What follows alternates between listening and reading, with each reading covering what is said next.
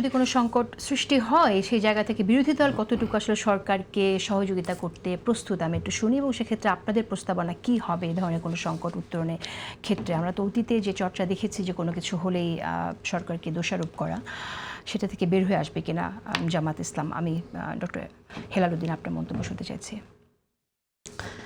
জি, আমি আগে একটু বলে নেই যে আমরা গত বৎসরেও তো এরকম একটা হামলার দেখেছি। সেক্ষেত্রে চীন কিন্তু পর্যবেক্ষণ করছে, এবং শাহিদ ভাই যদিও বলছেন যে চীনের সেই মুরাদ নাই, আমি সেটা মনে করি না। বিশ্বের পঞ্চম বৃহৎ শক্তির মধ্যে চীন একটা শক্তি।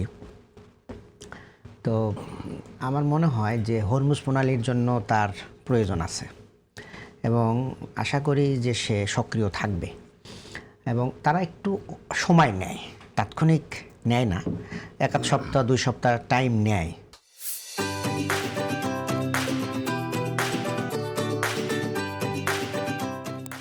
এবং আমার মনে হয় যে এই 1 সপ্তাহের মধ্যেই কিন্তু বন্ধুরাষ্ট্রের জন্য সামরিক শক্তি নিয়ে সেভাবে মাঠে নেমেছে সেরকম দৃষ্টান্ত আমাদের সামনে কি হচ্ছে? সে সরাসরি না নামলেও এটা একটা উদ্যোগ নিবে সে, আমরা মনে করি। আমি পার্সোনালি মনে করি যে চায় না, বিশ্বাসে মিলায় বস্তু তর্কে বহুদূর। হ্যাঁ, সে নিবে, এবং রাশিয়া তো কিছু কথা বলছে। আমার মনে হয় যে চারদিক থেকে যদি সামান্য সাপোর্ট আসে, ইরান তার যুদ্ধ চালিয়ে নিতে পারবে। এটা একটা বিষয়। আর একটা বিষয় হলো যে আপনারা কি ইরান যুদ্ধ চালিয়ে নিক এটাই আপনি চাইছেন নাকি? অবশ্যই হওয়া উচিত। একক মাতব্বরি কেন করবে? ওকে, তাহলে আরেকটা বিষয় হলো যে সেই দেশের তো মানুষ আছে, তারা সেখানে গণতন্ত্র চর্চা আছে, ভোটের ব্যবস্থা আছে। সেখানে যদি রাষ্ট্র যদি স্বৈরাচার হয় তাহলে ভোটের মাধ্যমে সেটা পরিবর্তন হবে, কিন্তু এইভাবে বাইরে থেকে বল প্রয়োগ কেন করবে? সেখানে বিরোধী দল যদি ভোট নিয়ে এগিয়ে আসতে পারে তা আলহামদুলিল্লাহ, আমাদের কোনো সেখানে আপত্তি নাই। তারা সেক্ষেত্রে আপনি মনে করছেন যে ইরানের উচিত আসলে প্রতিঘাত করা এখানে? অবশ্যই এটা প্রতিঘাত করা। এটা কি জামাত ইসলামের দলীয় অবস্থান নাকি? এটা আমার ব্যক্তিগত অবস্থান থেকে আমি বলছি।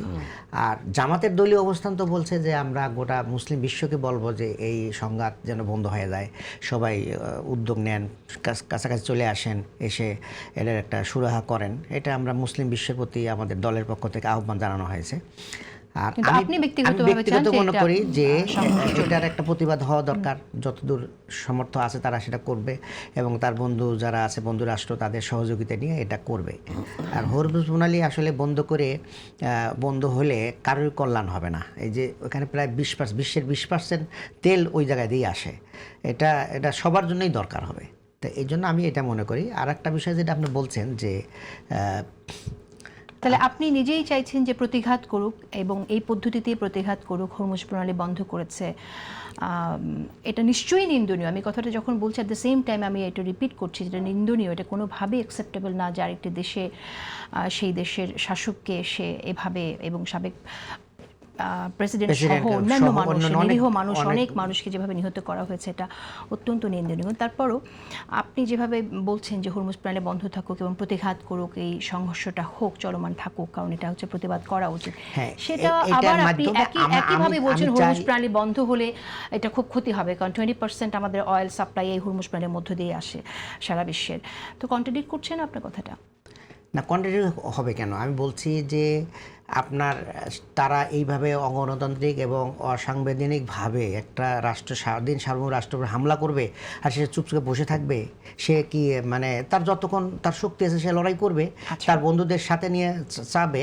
যদি তখন না পারে তখন তার পরবর্তী মতটা আপনি জামাতের যে মিটিং হয়েছিল, আপনার যেটা জামাত ইসলাম থেকে যে দাবিটা জানানো হয়েছে, সেটাকে আপনি বলেছেন যে আপনি এরকমটা চান? কারণ আপনি তো সেখানে একজন নায়েবে আমির, তাই না? আপনার তো জামাত ইসলামের দক্ষিণে নায়েবে আমির। এটা তো আমাদের দলের পক্ষ থেকে নেতৃবৃন্দ বক্তব্য রাখছে, আমি সেখানে আমার সুযোগ হয়নি, কিন্তু আমার মতটা আমি দিচ্ছি এরকম। আচ্ছা, বুঝতে পারছি। আচ্ছা, আপনার কাছে কি মনে হয় যে আয়াতুল্লাহ আল খামেনির তো তার দেশের অনেক ভক্ত আছে, যেমন তার শাসন ব্যবস্থা নিয়ে ফ্যাসিজম ছিল তার শাসন ব্যবস্থার মধ্যে, সেটার যে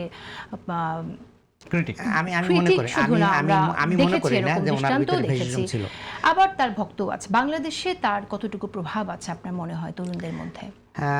আমার কাছে মনে হয় যে আপনি যেটা বলছেন আমি এটা একমত না। ওনার শাসনের ভিতরে ফ্যাসিজম ছিল না, কারণ ওনার প্রত্যেক মেয়াদের আগেই মানে মেয়াদের মধ্যেই উনি ইলেকশনের ব্যবস্থা করেছেন, জনগণ ভোট দিয়েছেন, যারা ভোটে জিতছেন তারাই রাষ্ট্র পরিচালনা করেছেন এবং আমাদের বাংলাদেশের তরুণ সমাজের মধ্যে এটা ভালো একটা প্রভাব আছে। তার ব্যাপারে তরুণ সমাজের ভালো প্রভাব আছে, তার ভক্ত অনুরক্ত বাংলাদেশে প্রচুর আছে। আচ্ছা, তারা খামেনিকে পছন্দ করে, তার এই মতকে সমর্থন করে, এটা আমি মনে করি আর কি। ওকে, তাহলে আপনার কাছে মনে হয় যারা তাকে সমর্থন করে তাদের বিজয় হওয়া উচিত এবং সামনে এইভাবে এগিয়ে যাওয়া উচিত? অবশ্যই আমি মনে করি। ওকে, তো তাহলে বাংলাদেশে আপনারাও কি সেই ধারাতেই বিশ্বাসী কিনা যে আয়াতুল্লাহ খামেনি যে ধারার রাজনীতি করে আপনি নিজেও ব্যক্তিগতভাবে তাকে পছন্দ করেন কিনা? না, এটা আমার পার্সোনাল পছন্দ অপছন্দর ব্যাপার আছে। আমি পছন্দ করি তার এই ধারাকে আমি পছন্দ করি। আমাদের দল কি বলবে সেটা দলীয় যে স্টেটমেন্ট না, আসবে but সেখান আপনি তো থেকে। নায়েবে আমির, আপনি একটা দলের অবস্থান। নায়েবে আমির তো আমি একটা ব্যক্তি, কিন্তু আমার দল যেটা বলবে সেটা আমাদের সবার মত সেটা হবে। আচ্ছা, ঠিক আছে, শাহিদ আমার মনে হয় ওনার ব্যক্তিগত মত আমরা শুনি, এটা তো ওনার ব্যক্তিগত মত থাকতেই জি, পারে। বলেন। সেক্ষেত্রে আপনার কি মনে হয় যে আপনি যদি সুযোগ পেতেন তাহলে এরকম ভাবেই এটা শাসন ব্যবস্থা কায়েম করতেন কিনা? কিরকম ভাবে? আমরা তো আমাদের যেভাবে আয়াতুল্লাহ আল খামেনি না, করেছেন, যেভাবে এটা কিভাবে বলছে বলেন? কিভাবে ইসলামিক বলছে? রিপাবলিক মানে তাদের যে করেছে, গণতন্ত্র, ইসলামিক হ্যাঁ, রিপাবলিক তা করেছে, আমরা- সেটা আপনারা না। সেইভাবে করবেন কিনা? সেটা আমাদের এবং ম্যানিফেস্টো তো আমরা বলেই দিছি, আমরা নির্বাচনের আগে আপনি তো আমাদের এখন আই থেকে আমিতে আমরাতে চলে গেলেন, মানে আমি না, থেকে ঠিক আছে, আমরাই চলে না, গেলেন। ঠিক আছে, না আপনি তো সেইভাবে যাচ্ছেন যে জামাত ইসলামী কি করবে না করবে সেটা তো আমরা আমাদের পলিসিতে বলছি, আমাদের ইস্তেহারে বলছি, সেগুলো তো আছেই। না, সেখানে তো- আপনি যেহেতু বলছেন আয়াতুল্লাহ খামেনির রাজনীতির সেটা দর্শনটা তার আপনি ব্যক্তিগতভাবে দর্শনকে সমর্থন করা এক জিনিস, আর আমার দেশে ইমপ্লিমেন্টেশন আর এক জিনিস। Okay. ঠিক আছে না, এটা তো দুই জিনিস। তো আপনি আমি তার দর্শনকে পছন্দ করি। সমর্থন করবেন শিয়া ধারার একটা ইসলামিক বিপ্লব, কিন্তু আপনি করবেন শিয়া, আবার আমি আরেকটি শিয়া সুন্নিতে করবেন। বেশি আমি পার্থক্য মনে করি না। কারণ হলো আমাদের মানে শিয়া এবং সুন্নির মধ্যে আল্লাহ এক, রাসূল এক, কোরআন এক, ঠিক আছে। এখন ডিভাইডেশনটা আরও নিচ পর্যায়ে এসে হয়েছে, তাই সেগুলো আসলে ফান্ডামেন্টাল কোনো বিষয় না। তো এটা আপনার ব্যক্তিগত বিষয়। আপনি একজন মুসলিম, তাই না, আপনি চুল বের করে আসতেছে, এটা আপনার দর্শন। আবার একজন চুল ঢেকে আসতেছে, এটা তার মধ্যে আপনি কি ইসলামতে খারিজ হয়ে গেছেন? তা তো না। না, কিন্তু তেমনিভাবে- আপনি যেহেতু আয়াতুল্লাহ খামেনির মতো যদি শাসন ব্যবস্থা কায়েম করেন তাহলে তারা এভাবে চুল খুলে বসতে আমি পারবো তো না। আয়াতুল্লাহ খামেনির শাসন ব্যবস্থা চালু করবে সেটা তো আমার দল করবে, ঠিক আছে না। দলের ম্যানিফেস্টো ইস্তেহার সব ক্লিয়ার আছে, কিন্তু একজন ব্যক্তিকে পছন্দ করা, তার আদর্শকে পছন্দ করা আর এই দেশে সেটাকে মানে এস্টাবলিশ করার মধ্যে পার্থক্য আছে তো। আচ্ছা, আমার মনে হয় আমি ওনাকে একটু সাহায্য করব। হ্যাঁ, সাহায্যটা হ্যাঁ, হলো হ্যাঁ। এই যেটা আমি জানতে চাই যে ওনাদের যে গণতন্ত্র, আপনি কি যেটাকে গণতন্ত্র বলছেন, ওই ধারার গণতন্ত্র আপনারা বাংলাদেশেও চান এরকম কিনা, যে এই গণতন্ত্রে শাহিদ ভাই, এক মতদর্শের একটা গণতন্ত্র- গোষ্ঠী কেবল নির্বাচন শোনেন, করবে না, না, নিজেদের ঠিক আছে, মধ্যে, এটা তো আমাদের দেশে তো- অন্যদের কারো আমাদের সুযোগ দেশে তো নেই। আছেই। আমাদের দেশে দেখেন প্রধানমন্ত্রীর ছেলে প্রধানমন্ত্রী হবে, এখানে আর কেউ চেয়ারপারসন হওয়ার যোগ্যতা আছে বলেন? না, না, এখন তো ভোট যে না কেউ দিলে হতে হতে পারে পারবে না এখন। তো। ভোট তো এমনি দেয়, কেন আর কোন যোগ্য লোক নাই? তাহলে আমরা শেখ হাসিনার যে শেখ গণতন্ত্র, হাসিনা, না, না, শেখ হাসিনার গণতন্ত্র আর বিএনপির গণতন্ত্রের পার্থক্যটা কি? হেলাল ভাই, আমি শেখ ওইটা হাসিনার বলছি না। পরিবারের বাইরে কেউ আসতে পারতেছে না, না। জিয়া পরিবারের বাইরে কেউ আসতে পারতেছে না, না, সেটা না। ওগুলো খুব পছন্দ হয়। আর ওই আপনার আয়াতুল্লাহ খামেনিটাও পছন্দ হয়, এটা কেমন কথা হলো? তো আমি শেখ হাসিনার আমলেও তো একটা নির্বাচন নিজেদের মধ্যে ছিল, এটা তো একটা গণতন্ত্র তো এবারও ছিল। কি হলো? এবারও তো ওইরকমই হলো। আপনি ভিন্ন বিতর্কে এবারও চলে তো যাচ্ছেন। ওইরকমই হলো।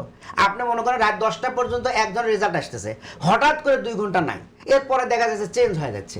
এটা তো একই ধরনের কথা হলো। সুতরাং আমরা মানুষের ভোট দেওয়ার যে ভোটটা দিল সে প্রতিফলন হলো না। সুতরাং এই কিন্তু আমরা কি করছি? আমরা বলছি যে দেশে অনেক দিন পরে ইলেকশনটা হলো, এটাকে আমরা মেনে নিই, মেনে নিয়ে ওনারা আগায় যাক, ওনারা যে সংস্কারগুলো করতেছে সেগুলো করুক, দেখি আমরা ভালো কাজে আমরা সহযোগিতা করব, যদি ভুলভ্রান্তি হয় সেগুলো আমরা সমালোচনা করব, এইভাবেই তো আমরা মানছি। সুতরাং Election তো ভালো হয় নাই। বাংলাদেশের মতো মানে এরকম ইলেকশন হওয়ার চেয়ে ইরানের যেভাবে নির্বাচন হয় সেটাও ইরানের প্রেক্ষাপটে ইরান ঠিক আছে, আমাদের প্রেক্ষাপটে আমরা ঠিক আছি। আলহামদুলিল্লাহ। আমরা বাংলাদেশের প্রেক্ষাপটে আমরা ঠিক আছে, ইরানের প্রেক্ষাপটে ইরান ঠিক আছে। রাজিকুজ্জামান ইরানের দেশের জনগণ আপনি- ঠিক করবে তারা মানে সঠিক না ব্যাঠিক, তারা দেশের মানুষের উপর ছাড়ি দিই আমরা, কিন্তু বাইরে থেকে এসে খবরদারি করবে এটা আমরা মনে করি না।